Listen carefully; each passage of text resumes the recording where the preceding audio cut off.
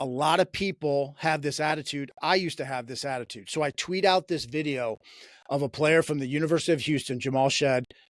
He Big 12 player of the year this year with the University of Houston. Well, when he was a sophomore, they lost a 1-point game to Alabama. It was really emotional. Some of his teammates on the way out from the bench kicked over a trash can, broke some chairs or kicked some chairs over. Well, Jamal stopped and picked up the trash with his bare hands. And some yahoo on Twitter was like, why are you praising somebody for doing what they're supposed to do?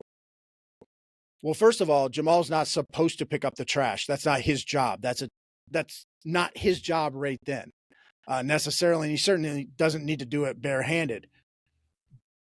But the other point of that is it's always our job to do what we're supposed to do and to do things that make others better or make situations better, which is what Jamal was doing. You are listening to the Bridging Impact Podcast, transforming leaders on and off the court with host, Coach Furtado.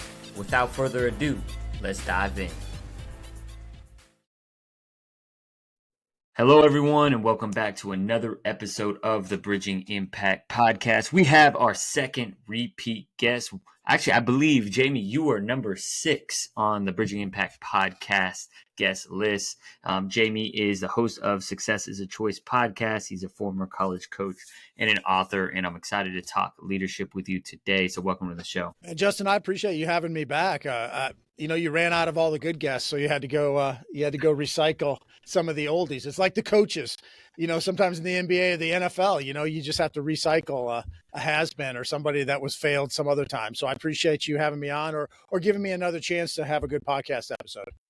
There we go. It's like Doc Rivers coming back to the Bucks mid-season. Oh my, yeah. How did that work out? Now, I guess we'll find out. Now, I am biased, and you don't even know this, but I'm friends with Adrian Griffin, who was the coach that was fired with a 70%, 69% winning percentage midseason. So that didn't quite work out for the Milwaukee Bucks, but I'm also biased, but I got to spend a lot of time with the team and the coaching staff and saw some of the things on the inside. But I know you didn't have me on to talk about the Milwaukee Bucks, but I will say with that's an interesting situation of, I know we're going to talk a little bit of leadership and I'm probably getting ahead of myself, but when you hire somebody, like they hired Adrian Griffin as a rookie head coach, taking over a team that's a championship contender, you know that you're getting somebody that's still going to have a learning curve.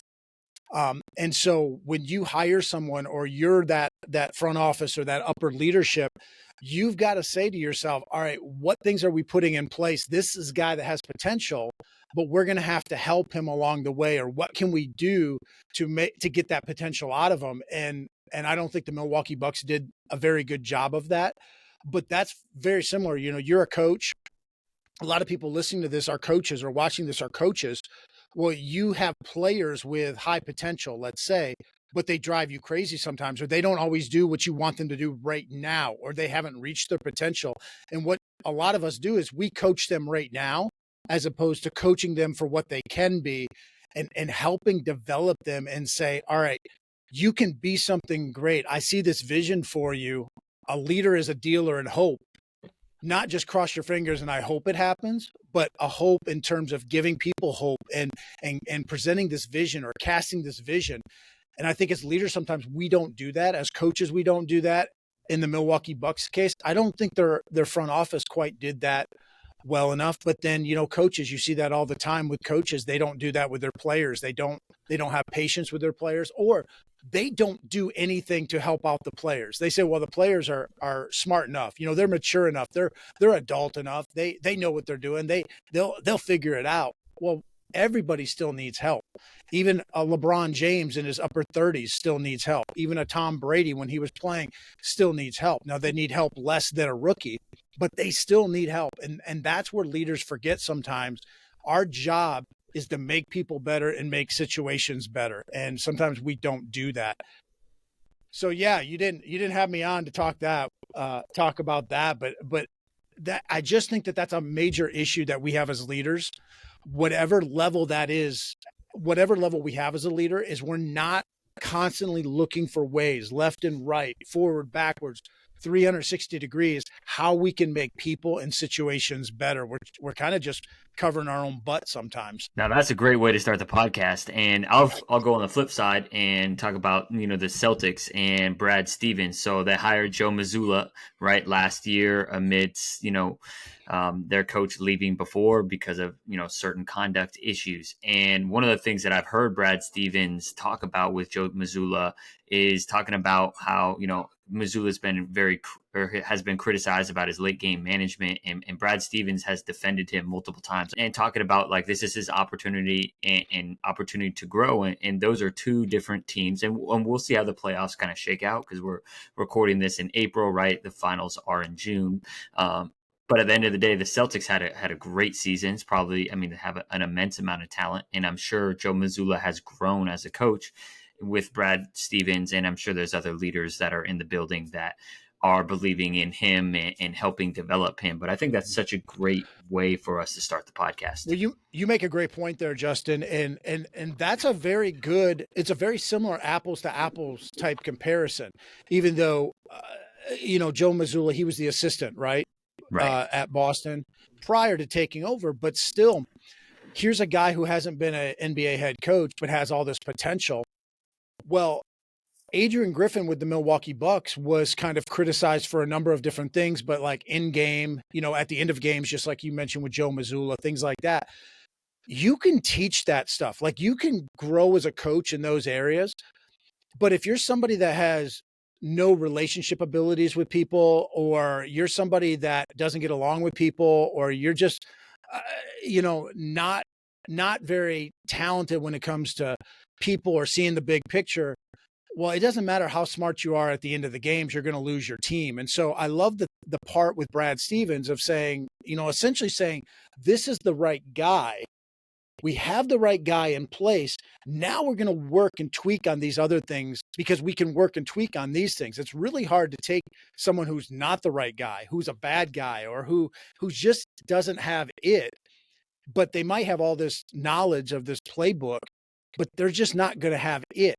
And so I think, Brad Stevens, I think the world of Brad Stevens. I think he's a great leader. I think he's somebody that's shown that at every level he's been at. He is able to relate. He's able to understand people. He listens. He uses his brain, and he's very wise. I'm not sure every leader or every front office is like that. And so I love the fact that they're being patient with Joe Mazzulla. Sometimes people aren't patient. Now, if you think that this isn't the guy, that's one thing. Then you need to get rid of someone as soon as possible. But make sure if you're going to do that, you are for sure this is not the guy, number one, or number two, you've done all that you humanly could to make sure this isn't the guy, to figure this out. When I was coaching, I remember there were so many players I would just get frustrated with because they weren't doing what I asked them to do, or they weren't doing what they were supposed to do.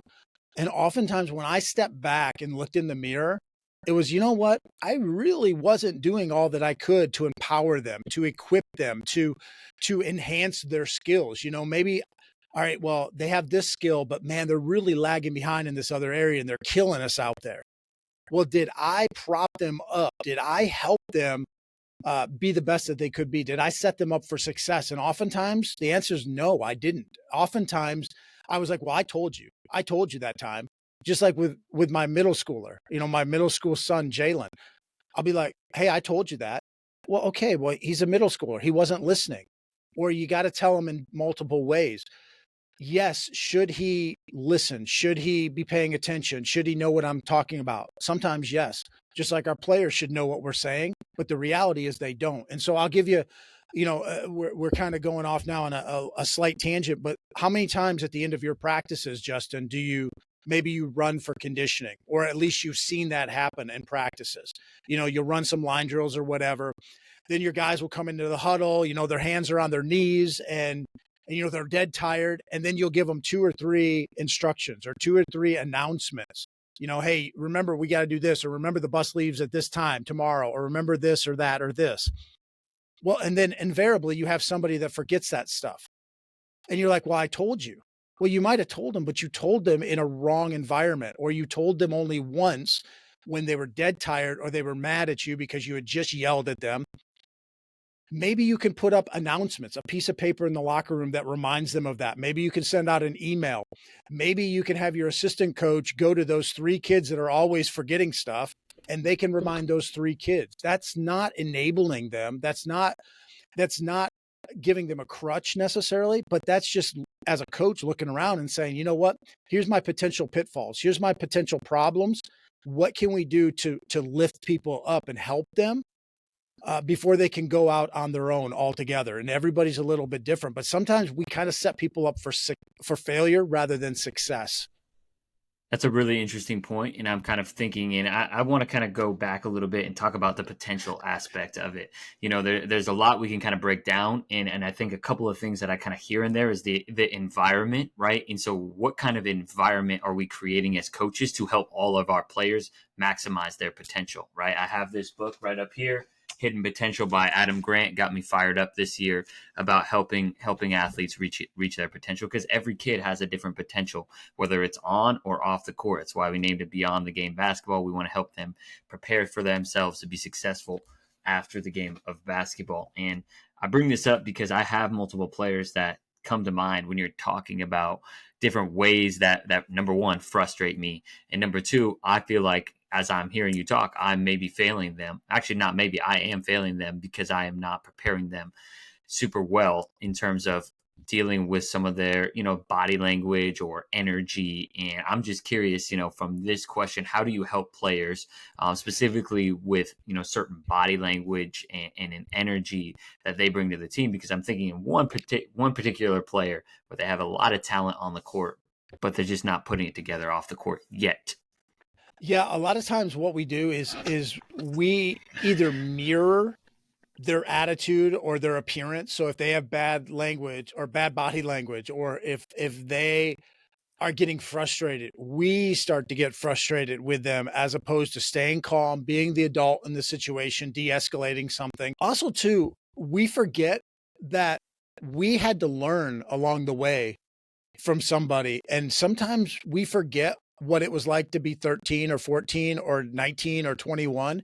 And we remember and think that we have a revisionist history.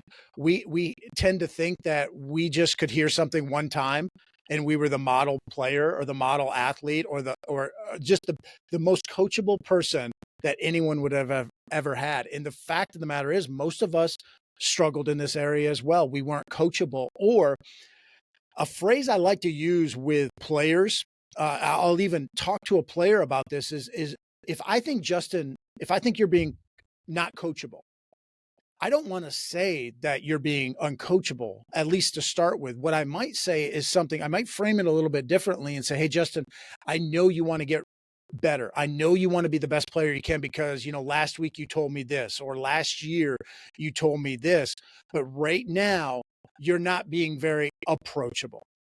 I know that you want to be coachable, but right now your body language or your attitude is showing me that you're not approachable. And I don't really want to come and try to help you because you're sending off this vibe or this demeanor that you don't want to listen. And I know that's not the case, but I'm just letting you know I'm having a hard time right now. So is it all right if I say something to you? Is it all right if I try to coach you like you wanted me to do last week, or last year you told me this? Would that be all right?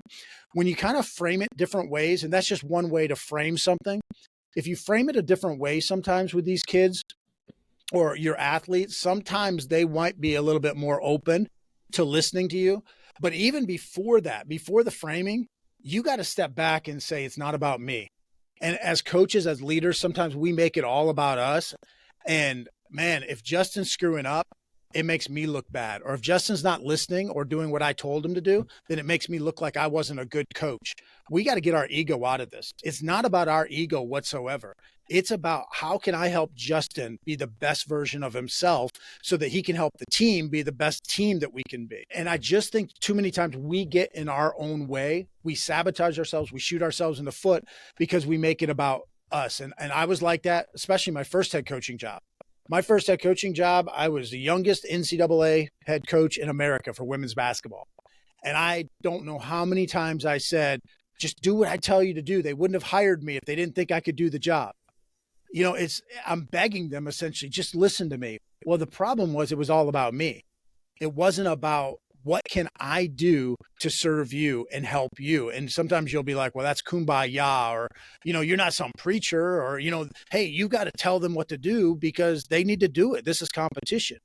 But at the end of the day, nobody wants to be told what to do. People want to feel like they belong, that they have ownership in this team or this program or what's going on. They don't want to be told what to do. And so as coaches, we like to tell people what to do because we're the experts. We're the smartest people in the room.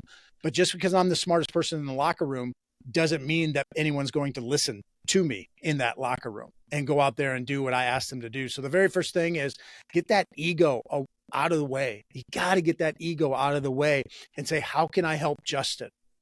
And that's going to take a whole lot more time. And, some coaches out there listening to this might be like, this dude, Jamy, he has no clue. What's he talking about? I don't have time to do all this touchy-feely, emotional stuff, kumbaya stuff. I got to teach him zone offense. And it's like, you're right to a degree, but you might get in a game and your zone offense isn't working. And then you'll be like, yeah, that's because I listened to this podcast. And Jamy said, I got to spend more time on leadership or getting to know him or connecting. And we didn't spend time on our plays. And it's like, no, really, your problem probably is a people issue. It's probably an issue of Chris and Jalen don't get along very well, or they get along, but they don't trust coach, or they don't trust that this play will work. It's not that you didn't work on it enough. God knows as coaches, we work on stuff probably too much. It's the people aspect. Are they inspired to go out there and do what you're asking them to do or what their teammates need them to do? And so many times we want to prove how smart we are with our plays. And it's not all about the plays. No, that makes a lot of sense. And I think ego coaching shows up most in game, right? It's because you're playing against another team. You have, a lot of times for high school basketball, it's just parents in the stands, maybe a few collection of fans, maybe some of your friends came and watch you play, and, maybe they're not hustling or they don't run the play right. And then again, the ego coach goes, well, that looks like a poor reflection on me, so let me yell at you, not thinking about how can I best help this player either learn the play or make sure that they understand what they did wrong and correct and teach, right? Because coaches are just teachers at the end of the day. So I think that's a really great point. And so I think one of the questions I have is just what are some tangible tips and strategies to create that belonging amongst team players that the athletes will want to be there? Yeah, a couple of things, but first I'll circle back. You mentioned body language with our athletes sometimes, but as coaches, we have bad body language a lot of times. When you mentioned when we're in a game and we might yell at a kid that screws up, we may not even yell at a kid, but we may drop our shoulders, or we might roll our eyes, or we might just kind of turn our back to them or whatever. Like our body language says we're ashamed of what they just did and we're going to distance ourselves from them. And we do that a lot. How many times have I told you that, I don't want to be associated with what Justin just did on the basketball court.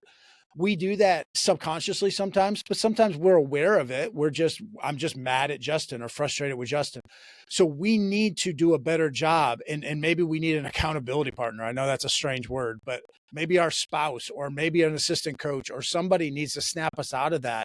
We need to step up and say, listen, I've got to coach Justin up. I've got to lead and inspire Justin. It's not about worrying about the results of what just happened. It's not about me distancing myself. It's all about how can I make him better in this moment? How can I make our team better? And sometimes our body language, our posture, or even what we say, sometimes is counterproductive. It's only about us. It's ego driven. But with that being the case, we need to look at what are the ways, I need to know Justin. I need to know the other players on our team. What makes them tick? What motivates them? That kind of stuff. And a lot of times we don't get to know our athletes because we're so focused on, I got to teach Justin and his teammates the playbook. I've got stuff I need to teach them, when we're not really open to learning about Justin and his teammates. Stephen Covey in his book, 7 Habits of Highly Effective People, one of his habits is seek first to understand, then to be understood.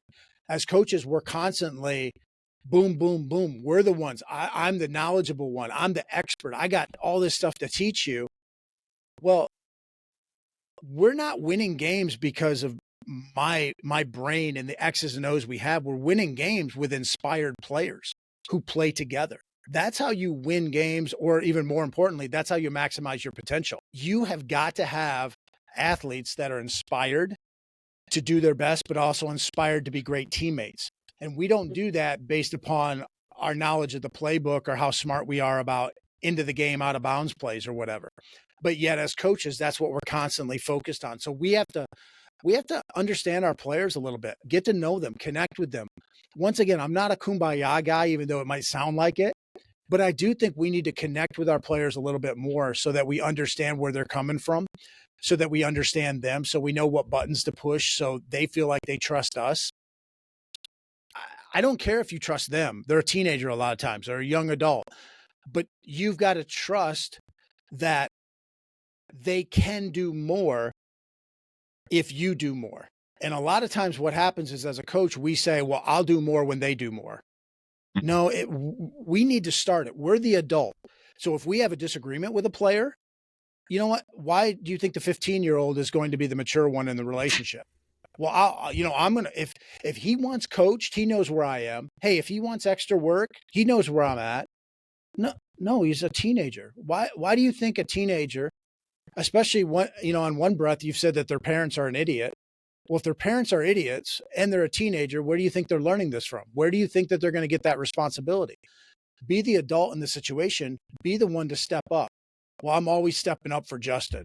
Well, okay, great. That's why you got into coaching. You didn't get into coaching to be rich. You got into coaching to make a difference. So make a difference. I'm kind of sounding like I'm on my soapbox and I'm a preacher, but stop being about you as a coach. There are very few of us that got into this profession to get rich. We're in this to make a difference. So let's make a difference. That makes a lot of sense. And I feel like that it's taking responsibility. And this is actually something that I've really recently, like today and this past week, have been really thinking about is I set the standard for the energy in the room, right? I'm not going to let the athletes dictate the energy of practice, right? I'm going to make sure that it's positive, it's high level, right? Because I think sometimes as coaches, and especially when I don't know, and this is maybe my segue, is how can I start shifting some of that ownership so it's not just coach bringing that energy, right? It's, inspiring and developing a leader or a couple leaders on the team to bring and set that high standard and energy. Because I know sometimes as a coach, it can burn you out if you feel like you're the only one on the team. But if you don't teach other athletes how to lead and how to bring that energy, then if you can't teach them how to fish, then every single practice it's going to be on you. Yeah, but you may get burned out. But a lot of times what we do, we take the same approach sometimes that our player does when we say, hey, you need to work hard and practice. And so they work hard and practice for like 3 days. And then they say, well, I'm still not starting. I'm still not getting enough playing time. I worked hard 3 days. And you're like, well, you got to work harder longer than that. Well, sometimes we do the same thing. Well, I brought energy for 2 weeks and nobody caught on. Well, then you need to do it a third week and then a fourth week. Well, I might get burned out. And that's a legitimate thing. Okay, well, you might get burned out. You need to figure out, I know what you're saying, teach them how to fish. How can we spread this out? Well, maybe it starts with your assistant coaches. Maybe it starts with, well, I'm getting burned out. Well, then stop having 2-hour practices. Have a shorter practice, have more fun practices. A lot of times we're like, all right, well, players, the players today, they're not committed. They're not focused. You got to tell them a million times, they don't pay attention. Well, they've got like 7-second attention spans and your practices are boring as heck. Why do you think that they would be focused for 2 hours in a practice? Make it exciting. Cut it down to 1 hour. You don't need to scrimmage for 45 minutes. Then do 5-on-0 for 45 minutes and then shoot free throws for 45 minutes or whatever. I mean, make practice fun, make it exciting, have a point to practice, have a point to the drills, bring your players in on the drills, bring your players in on stuff, ask their opinion, play music, and make it a fun environment. Well, No, I mean, we gotta focus. Well, they're not focusing already. That's the problem. You know, the way a lot of coaches are doing it is not working. And coaches are banging their head against the wall, complaining about kids these days or complaining about their team. Well, it's not working. So let's change up the environment. Let's change something. And a lot of times that starts with us. Let's change up me. Can I be more prepared for practice? Can I make it more exciting? What can I do? And instead of standing over at the side with my assistants for the whole practice, you know what? We're going to constantly be coaching up our kids. I'm going to constantly be going from kid to kid, talking to them, asking them questions, saying, hey, did you see what Justin just did out there? Man, that was awesome. I'm going to find ways to catch my kids being good.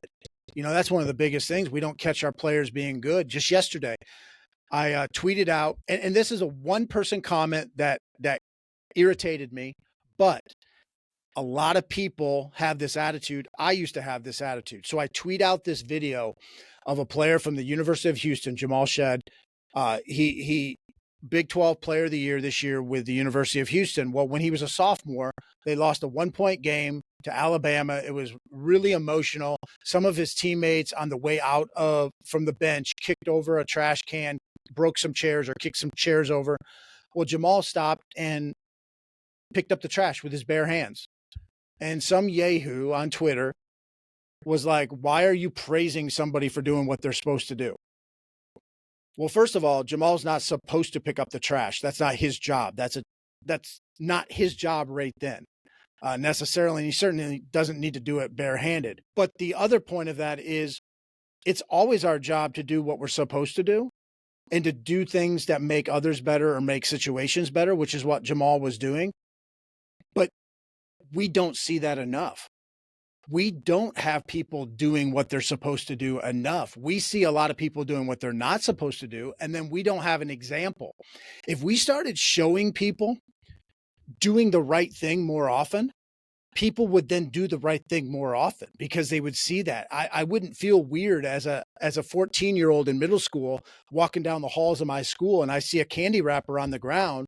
Instead of walking around it, I'd feel more encouraged to pick it up because you know what?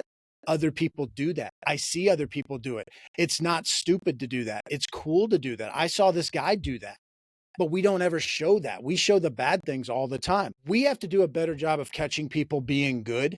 And when I was a young coach, I was like, why am I going to pat Justin on the back for running the floor hard or for blocking out? That's what he's supposed to do. Yeah, but you know what? He doesn't do that all the time because he doesn't get rewarded for that. The same way my job is to do dishes in my household.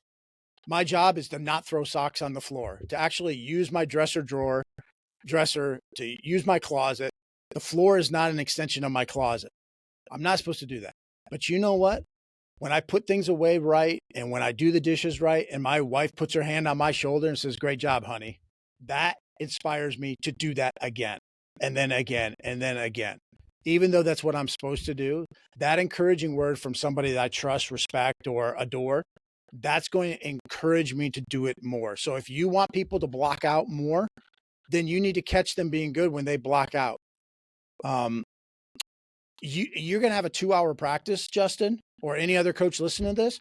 Man, you got 2 hours of catching people being good, inspiring them, getting them encouraged and excited to block out. Man, this is going to be awesome. And I'm going to run the floor hard. And even if I don't get the ball, I'm going to run the floor hard next time too, because coach saw that I was doing what was right.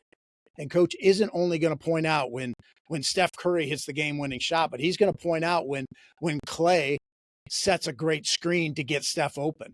And then that's going to encourage Clay to set a screen next time as well. And that's going to start encouraging more teammates to do that because coach noticed that. Coach didn't just notice when Steph Curry hit the shot. So I'm kind of going off a little bit on that, but we don't do enough to inspire the people around us. We think they need to be self-motivated. Yeah, that'd be great. But the number of people in this world that are self-motivated are so minuscule. People aren't self-motivated. We need to help them to be inspired. We need to give them reasons to be self-motivated, and we don't do that. And sometimes we have kids that maybe were self-motivated, but we didn't catch them being good, especially our role players. How many of our teams do we have role players? We have role players. We want them to star in their role, be okay with their role. And yet the only people we high five or praise are the people that score 30 points or score all the points. Well, that kid was self-motivated for a few weeks, and then they didn't get rewarded for doing their job because they're supposed to do their job.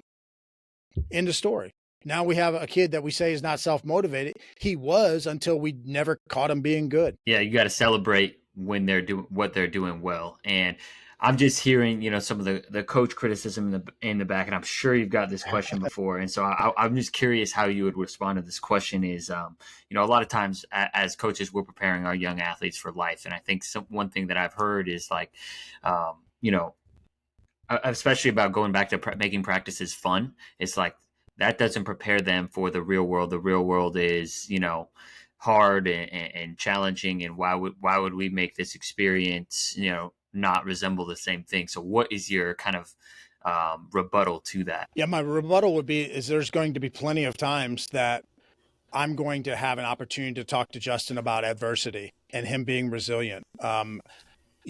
I am not around Justin 24 hours, 7 days a week. And every word that comes out of my mouth to Justin and every action I have to Justin is going to be rainbows and butterflies. It's not always going to be positivity. There's going to be so many opportunities because number one, we're human in general, but number two, Justin's probably a teenager or a young adult. So there's going to be plenty of opportunities to come along that say, hey, you're going to have to overcome this. Hey, this is a challenge you're facing right now. These are some steps, or this is a process. This is a way that you can overcome this. Because yes, when people hear me say what I just said, they might think, all right, well, all this positivity, catch them being good, reward them, blah, blah, blah.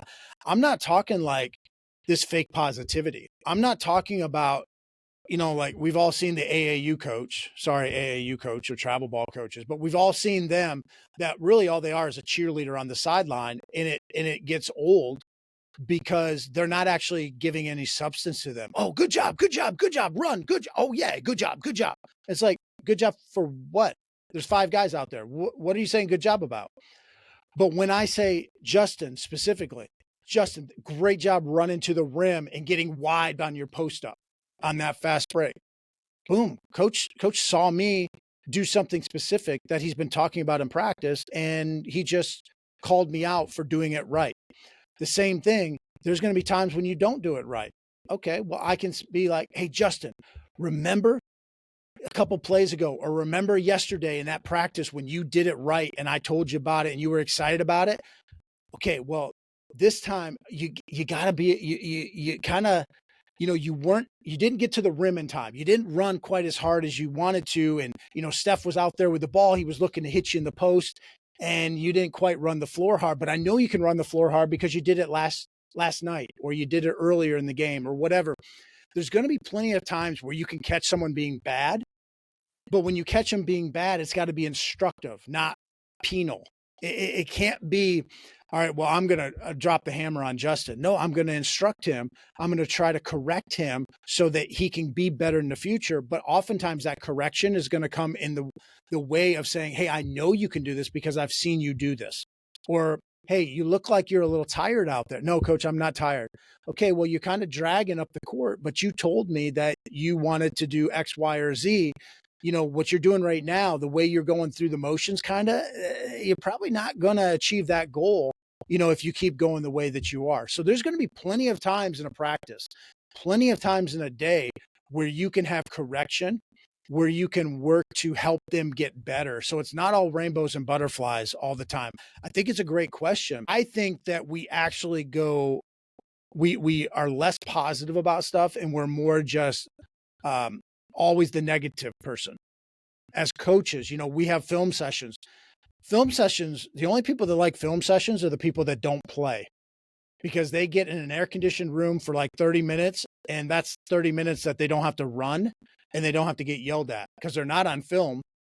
Your starters are the people that are playing. There's no good clips mostly that you're showing. It's all negative stuff. So even in film, a lot of times it's corrective. Now we'll say it's corrective. But really it's just us being negative. How about we show them some positive things so it gets in their mind the habits, the mental reps of seeing how they're doing it right.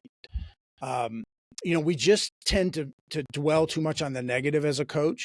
I think we need to be more positive, but positive with substance. Positive because we believe in this person, or positive because they've showed this, they've demonstrated this in the past.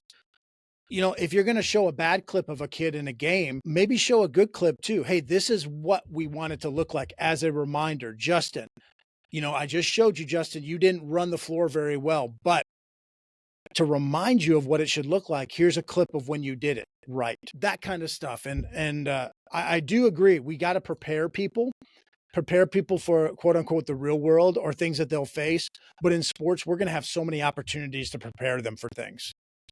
Right. We're not going to get someone that's 100% perfect all the time. There's always going to be opportunities to be able to teach and correct. And I think that's just what I hear is it's not just about berating the person. It's about being a teacher and correcting the mistake so we can continue to help them, again, reach their potential, which is our job as coaches. And when we're talking about correcting the behavior, I feel like the utmost important to go back to your point earlier about building that relationship and knowing their goals, right? So if we're talking about a certain player that I may have, knowing their goals that they want to play varsity basketball, and right now, technically, club wise, they're on the JV team. Well, is this energy and effort, is this going to get you play time on the varsity basketball team, right? Almost phrasing as a question, because they know the answer, right? All of our athletes, really, they know what their effort is for the most part, and what sometimes, like you're saying, they just need to be inspired and motivated. And so, as we kind of reach the 2-minute mark of our podcast, what are some, consistent ways that we can consistently inspire and motivate our athletes? Yeah, they got to know that we trust, or that we believe in them, or they've got to trust us. They've got to believe that we don't have an agenda other than to help them be better. Now, with that being said, helping them be better, you're also helping all their teammates. You're trying to help all their teammates be better. So a lot of times you have the playing time issue. Maybe a parent's upset at you for the playing time, or the kid is upset because he's not getting as much playing time as he'd like. Even if that kid improves, hopefully other players on the team are improving as well. So it's not always just everything on an island or in a silo that if I get Justin to get better, Justin will now play more. That's not always the case. So they have to understand that, but they have to trust that when you say that, it's not just some agenda.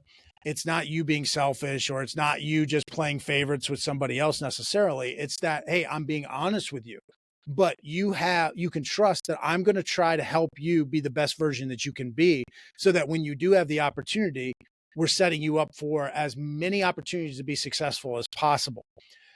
Lots of communication with an athlete and their parents. I am a firm believer.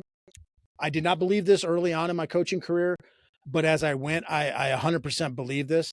I believe you should be talking to players and their parents about playing time. I believe you should be talking to them about their roles. I believe you should be honest about things, because even if you don't talk about those things, they're going to talk about it. They're going to listen to their friends. They're going to listen to the other parents up in the stands. Just because you don't address something doesn't mean it's not being addressed. Just because you don't know there's a problem doesn't mean that there's not a problem. So when you avoid something, it creates a void, and that void will almost never be filled with what you want it to be filled with. So if I don't talk about Justin's playing time with his parents, in my mind, I'm thinking, well, it's not being addressed, then everything's okay. Well, it's not. It's not okay. They're still going to have a problem with Justin's playing time, whether I talk to them or not. So we might as well talk to them, because then what I can do is that's an extra opportunity for me to learn something about them, maybe ask them some questions, maybe listen to them and understand them more, connect with them more. But it's also another opportunity for me to reaffirm what our values are, how I coach, what my coaching philosophy is, maybe talk to them about, the way Justin has been performing in practice. Maybe it's an opportunity to show again, hey, I want to help Justin out. Justin's parents, is it all right if he comes 15 minutes early to practice, or more than he normally comes, or stays late 15 or 30 minutes later than normal, and we'll work with him after practice or before practice on X, Y, and Z. I think we got to communicate with parents, communicate with kids or our athletes, and we need to be, and it's not just, all right, we did this one time at the start of the year. You got to keep doing it because people forget stuff or they understand it at one point when it doesn't affect them personally. And then 2 months later, it affects them personally and they've forgotten all about, what you said in that classroom or what you said at that practice one day. So we got to constantly develop and strengthen this relationship with both parents and athletes so that they trust that we are looking out for them. We are trying to help make them better.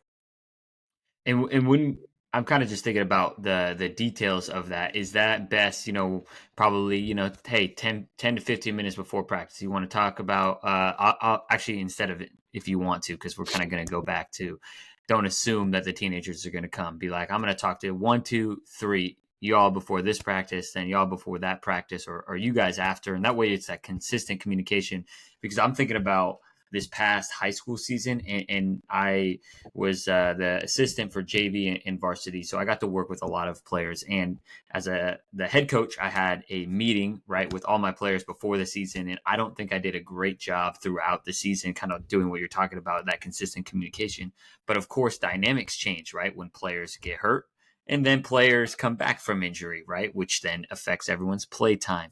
And, one of the other things I wanted to touch on when I was the assistant JV coach is someone who played really well in their club basketball season, the season before, but they didn't do what this coach valued and they got less play time and they didn't understand it.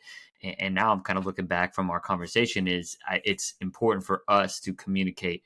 Like if I was that coach, be like, hey, maybe you're not playing enough defense or you're not doing this. And so it's just that continuous communication. It's continuous communication, but also keeping your head on a swivel, so to speak, and being very aware, not assuming. So all of those things come into play. We don't communicate, first of all. That's a major problem for all of us, whether it's marriage, business, sports, it doesn't matter. Not communicating is an issue, but assuming can get us in trouble all the time, especially when we say something to the effect of, well, they know what they're supposed to do, or they understand what our culture is. They understand they're not playing because they're not good enough. No, first of all, they may not understand that. Second of all, they might understand it, but they might not agree with you. Or how many times there's players sometimes that are like, oh, well, I know I'm not as good as Justin. I know I shouldn't be playing instead of Justin. But why can't I still get some minutes when we're up by 15 or we're up by 20? Well, why can't I still play with Justin? Especially in basketball, you can maybe play 2-point guards at the same time. Football is a little different if you have 2 quarterbacks, but sometimes it's like they understand they're not as good to a degree, but can't there be something else? I'll give you, and coaches don't think about this.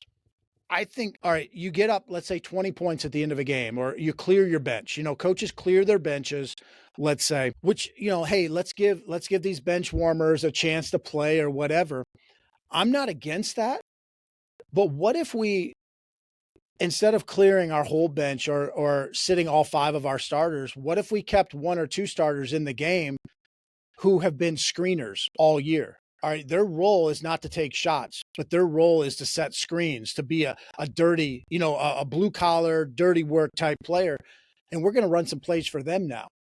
We're going to toss them a bone. We're going to say, hey, thanks for all the hard work you've done. We're going to give you some plays now. That's a coach. If you did that as a coach and you explained what you're doing, because most people are like, well, when you get up, you got to clear the bench or, sit your starters. Well, I'm going to give some people some different roles and reward them for what they're doing. So as a coach, are you thinking about people's feelings to a degree of, do I have my head on a swivel? Am I eyes wide open? Am I considering different things? Am I asking Justin to sacrifice all year long? And then even when it gets scrub time, well, Justin now sits. So Justin never gets to score 20 points or whatever. Well, maybe that's something he'd love to do. Maybe it's not. You got to know your athletes, but little things like not just assuming, I mentioned that, not just assuming that they're going to understand or that they're going to be okay with something, but not burying your head in the sand. We do this all the time. Well, if I act like it's not a problem, then it's not a problem. Some of those kids down at the end of the bench, next to the athletic trainer and the water cooler, we might forget that they're down there, but that doesn't mean that there's not screwing up our culture, screwing up our team, being a bad apple. We need to be talking with them. We need to be finding ways to make them valuable on our team. You win a game, let's say, why can't you talk about the JV players? Talk about your scout team or whatever. Hey guys, this was awesome. I knew we were going to win this game because on Tuesday, Wednesday, and Thursday, scout team, remember starters? Remember you guys had to run? You guys had to run because the scout team was wearing you guys out. That prepared you for this game on Friday night when we won. When you, going back to the catch people being good, when you make people feel like they're significant and they're valuable, you're going to then get them a little bit more inspired. Now, that doesn't mean that they're going to be perfect, mature, coachable. They're going to love every decision you make, but it's going to buy you a little extra time. It's going to build up a little bit more trust, that as opposed to how we normally do it as coaches, we only focus on the 3 or 4 players that are scoring or our starters or maybe the top person off the bench. No, every player on our team, every athlete on our team, we've got to find a way to make them feel like they're valuable so they continue to take ownership in what's going on. We've been involved in basketball long enough. There's kids at the end of the bench. We know that when we lose a game, they absolutely do not feel like it was their fault at all. They don't feel bad about it because, I didn't play. Well, not my fault we lost. You want every player on your team to feel somewhat responsible or to feel bad when you lose. And in the same way, you want them to feel ecstatic and responsible when we win, even if they didn't play a single minute, because they're invested. They take ownership in that team. And most of us as coaches, we don't have a culture of ownership, a culture where everyone feels like we win together, we lose together, we overcome challenges together, we celebrate successes together, because we're only focused on 2 or 3 athletes ourselves. That makes a ton of sense. And I feel like that's a great place to finish off the podcast. And just, I really appreciate you sharing all your wisdom and I think really recapping it with that point, because that's what it's all about when playing team sports, right? We're not necessarily talking about golf or tennis, but it's about building teams, right? And building people, young men, young women, to be successful in the workforce. Because in most work team environments, if we can get them to understand how to be a great team player, how to be responsible for themselves, how to feel a part of something, they can then go take that ripple effect collegiately and beyond, whether it's sports or not. And so that's the beautiful part of sports. And so, where can the listeners go and find, your books, your podcasts, and connect with you? Yeah, I appreciate that. My website, jamybechler.com, has all the links to all of our stuff. So if you're on Instagram or Twitter or Facebook, whatever, you can find me there. The only place I'm not on is TikTok. You can find me on all the other platforms, but jamybechler.com is my website. And, whether they check me out, check our stuff out, they need to be checking somebody out. Obviously they're listening to your podcast, so they want to have some personal or professional development. It doesn't matter. You've had so many guests on, everybody's going to have some nuggets of wisdom, some insights. But at the end of the day, it's got to start with us saying, you know what, I'm going to set my ego aside and I'm going to make it about the team. Together, everyone achieves more. You're part of that team. Together, we are all going to do this. Not I'm going to do it and you're going to follow me. It's we're going to do this together. And the more you can do that, the more you're actually going to bang your head against the wall a lot less. So whether you're looking at my stuff, whether you're looking at anyone else's stuff, it doesn't matter. First step is you got to say, you know what, I'm willing to set my ego to the side. That's perfect. It begins within. So thank you so much for your time today and sharing all your wisdom, Jamy. Appreciate it, Justin. Thank you for listening to this episode of the Bridging Impact Podcast. We'd love it if you would like, subscribe, leave a comment and a review on whatever platform you're on. It's the best way to help us grow. We appreciate you for doing that. We'll shout you out on social media. I'd also love if you connected with me on social media. Let me know your thoughts. And this is why I do it. I want to share knowledge and wisdom from experienced leaders to people like yourself and myself, so we can have this dialogue and move forward, make an impact on the world. So stay tuned, stay subscribed. Cheers.